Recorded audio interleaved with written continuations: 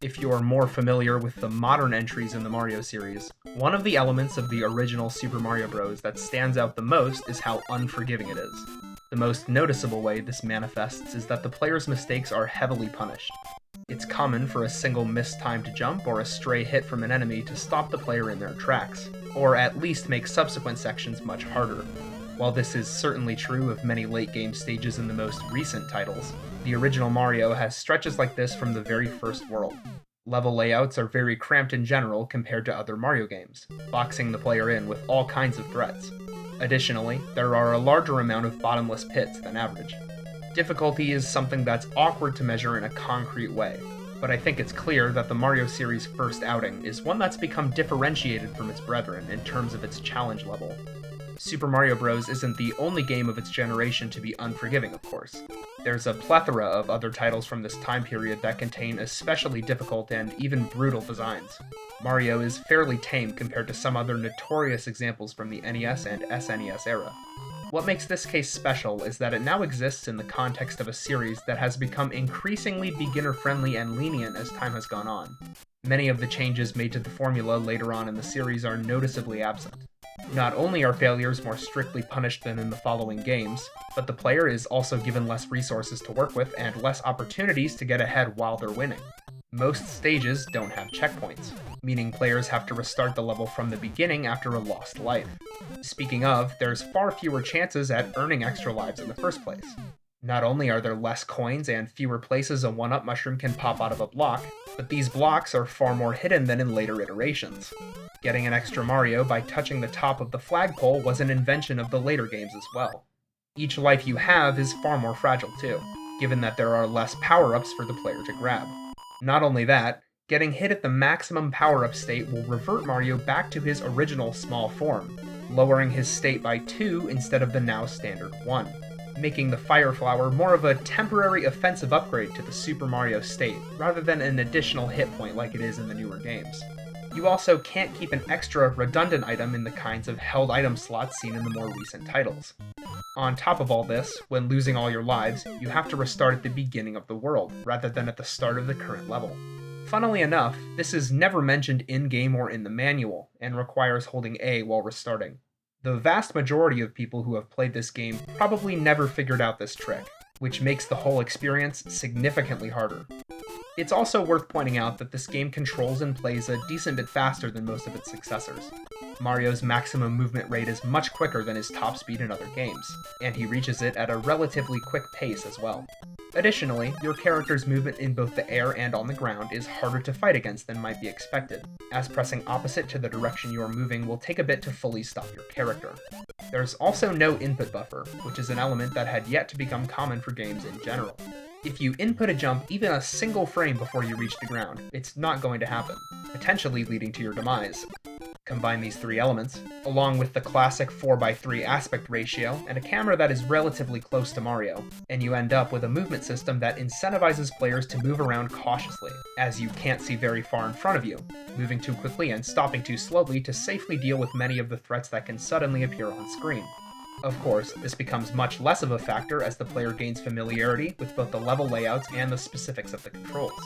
After a while, the movement system evolves from something that could be considered to be clunky or finicky when pitted against the design tropes of the modern Mario era, and into something that rewards players who understand their limitations and how to best go about maneuvering their character safely. A good chunk of the basic enemies here are also notably faster than their counterparts in more recent titles. Goombas and Koopas run faster than you might expect as compared to newer iterations, and Koopa shells move across the ground a bit more swiftly as well.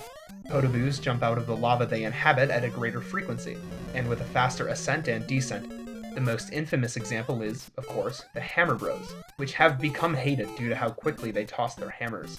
What would be a mid-level enemy in more recent games is considered to be brutally difficult by most new players here, given how hard it is to overcome these foes in a safe manner.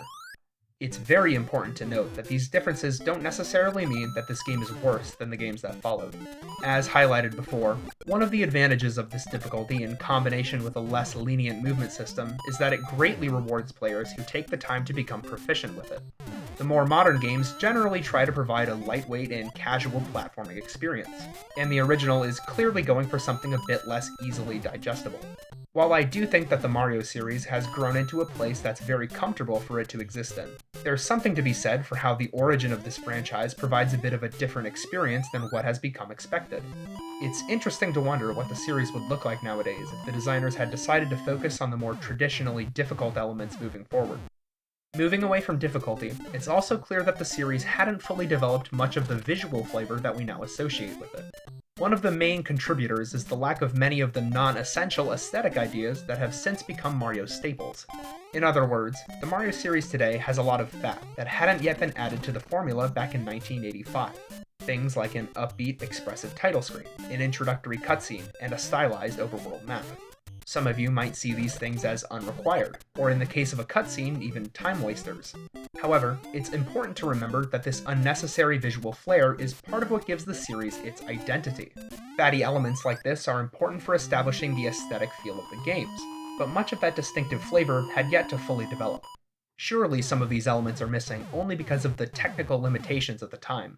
I'm sure that the programmers would have loved to include cutscenes like the ones seen in the later games, but much of it was probably not implemented because the creators didn't know where they wanted the series to go at that time, or even if there was going to be an extended string of games in the first place.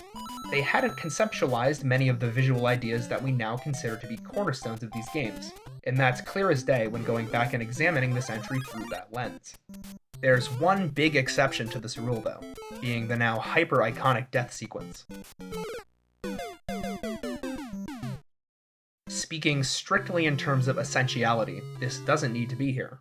In theory, it takes time away from actually playing the game and redirects it to a moment that instead lingers on the player's failure.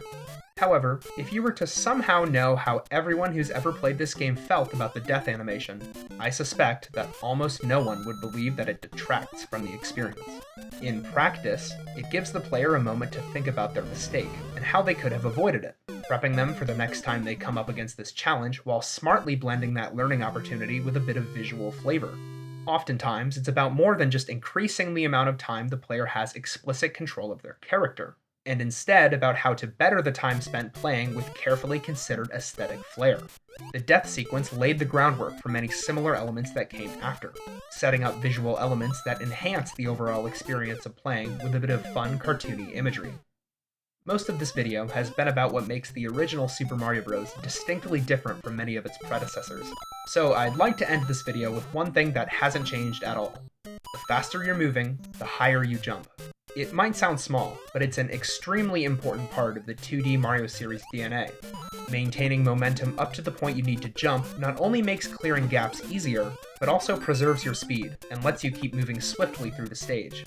It incentivizes a kind of snappy, flowing movement that greatly enhances the pacing of each level. It's clear that the developers have always wanted to focus the Mario games on the simple pleasure of basic platforming, and the entries, both classic and recent, have been reflections of this principle. These games have never been about complex movement or strategy, and have clearly aimed to provide a great time through straightforward yet clever implementation of uncomplicated designs. That binding element is present, even in this series' first outing. Mario is one of the only game series to have gone through multiple evolutions and managed to maintain a high standard of quality. For everything that has changed though, there's a lot that's remained consistent. The fundamental gameplay draw of Super Mario Bros. Is still alive almost 40 years later.